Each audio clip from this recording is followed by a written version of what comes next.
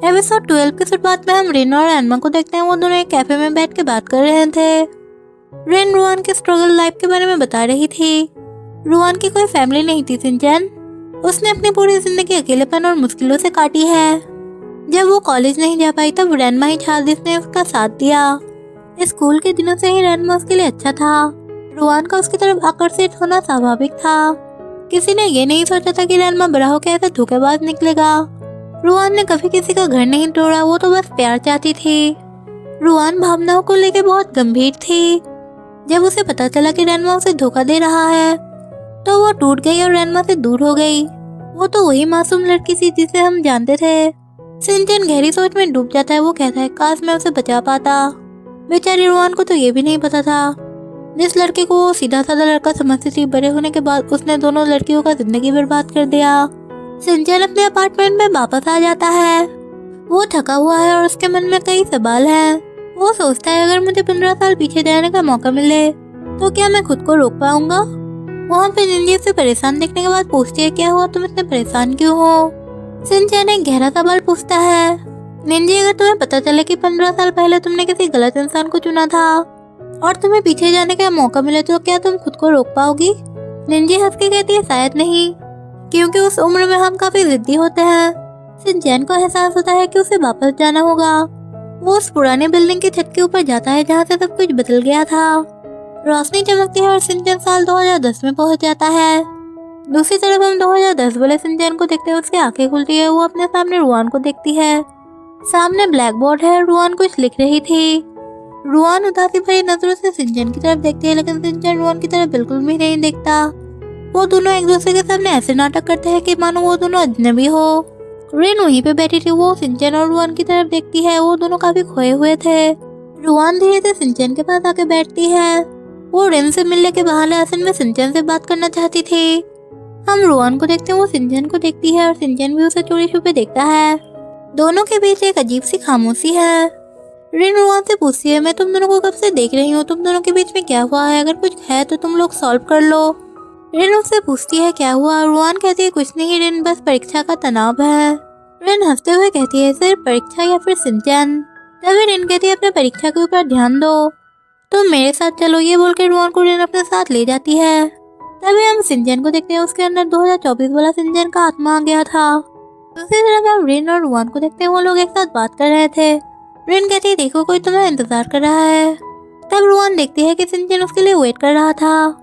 रिन बोलती है देखो वो बिल्कुल तुम्हारे सामने खड़ा है। ये बोल के रिन वहाँ से चली जाती है।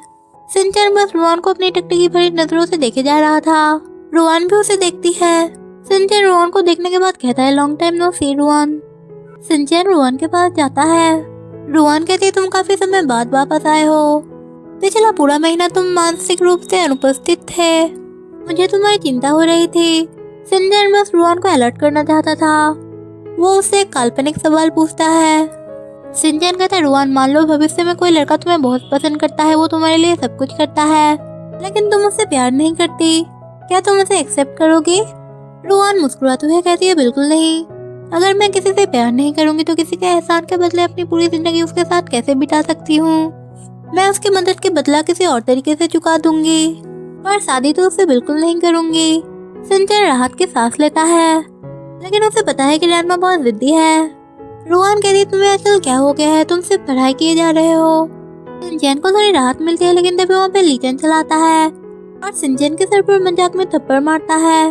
वो सिंचन से कहता है पढ़ाकू सिर्फ 1 महीना बचा है एग्जाम में, तुम घर जाके पढ़ाई करो। तुम दोनों सबके सामने प्यार भरी बातें कर रहे हो, तुम्हें शर्म नहीं आ रही है। ये सुनने के बाद रुआन वहाँ से चली जाती है। तब लीचन पूछता है क्या मैंने कुछ गलत कह दिया। सिंचन कहता है हाँ तुम सच में कुछ ज्यादा ही बोलते हो। ये बोलकर सिंचन भी वहाँ से चला जाता है। नेक्स्ट सीन में हम क्लासरूम का सीन देखते हैं, जहाँ पे सिंचन काफी चिंता में बैठा हुआ था। तभी वहाँ पे रेनमा की एंट्री होती है। वो अपने अमीर होने का घमंड में चूर है। वो लीचन के पास आता है और बड़ी अजीब अंदाज से कहता है ये मदद मुफ्त में नहीं मिलेगी, मुझे इसके बदले ट्रीट चाहिए। लीचन उसे एक फ्लाइंग किस देता है और उन दोनों की अजीबोगरीब हरकतों को देखने के बाद सिंचन बस उन दोनों को घूरे जा रहा था। वो कहता है मुझे भरोसा नहीं हो रहा है, जैसा सीधा साधा लड़का बड़ा होकर इतना धोखेबाज निकलेगा। रेनमा रुआन की तरफ देखते हुए कहता है मैं तुम्हें सीधा सीधा तो नहीं बोल सकता कि रेनमा 2 नाव पर पाँव रखने वाला लड़का है, लेकिन मुझे उसे रोकना होगा। सिंचन रैनमा की तरफ गुस्से भरी नजरों से देख रहा था, मानो कि वो उसे खा ही जाएगा। वो रैनमा के पास आके कहता है, मुझे तुमसे कुछ बात करनी है। नेक्स्ट सीन में हम सिंचन और रैनमा को देखते हैं। वो दोनों एक दूसरे के साथ बैठ के बात कर रहे थे। रैनमा अपने बुरे बर्ताव के लिए सिंचन से पहले माफी मांगता है। सिंचन तो रैनमा के ये बदलते हुए तेवर देखने के बाद पूरी तरह से हैरान हो जाता है।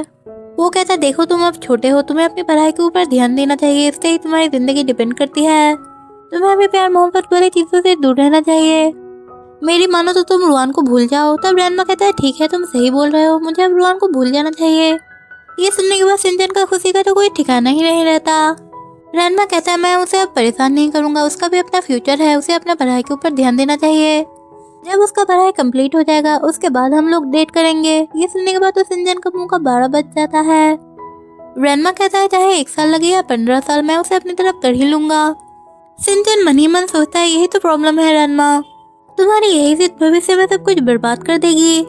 रैनमा तो बस अपनी ही धुन में है। वो कहता है, रुआन के लिए मैं जिंदगी भर उसका वेट कर सकता हूँ, कभी न कभी तो वो मुझसे इम्प्रेस होगी ही। एग्जाम करीब है, रैनमा को पढ़ाई की कोई फिक्र नहीं है। वो कहता है, फेल भी हुआ तो पिता का कंपनी को संभाल लूंगा।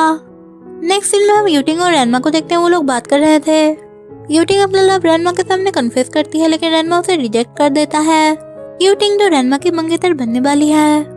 दूर से सिंचन उन दोनों को देख रहा था। सिंचन को समझ आता है कि दुश्मनी के बीच अभी से बोए जा रहे हैं। रुआन और रेन वो दोनों ही हैरान है कि अचानक से सिंचन रैनमा के प्रति इतना आक्रामक क्यों हो गया है। रेन कहती है, सिंचन को अचानक क्या हो गया। वो रैनमा को ऐसे देख रहा है मानो उसे अभी कच्चा चबा जाएगा। रुआन कहती है, मुझे नहीं पता उसे क्या हो गया है। उसके बाद रेन और रुआन जाके पार्क में बात कर रहे थे। रेन रुआन से पूछती है, सिंचन ने तुमसे क्या कहा। तब रुआन सब कुछ बोल देती है। रेन कहते हैं, इसका मतलब तो सिंचन तुमसे प्यार करता है, इसलिए वो ऐसा नहीं चाहता है कि उससे पहले कोई और लड़का आके अपना प्यार का इजहार कर दे तुमसे। रुआन कहती है, मैं किसी से प्यार नहीं करती, मैं नहीं चाहती कि कोई मुझे लेके गलतफहमी पाले। रेन कहती है, तब तो तुम्हें जाके उसे सब कुछ साफ साफ बता देना चाहिए। दूसरी तरफ हम सिंचन को देखते हैं। उसे अचानक एहसास होता है कि वो ज्यादा देर इस समय में नहीं रुक सकता।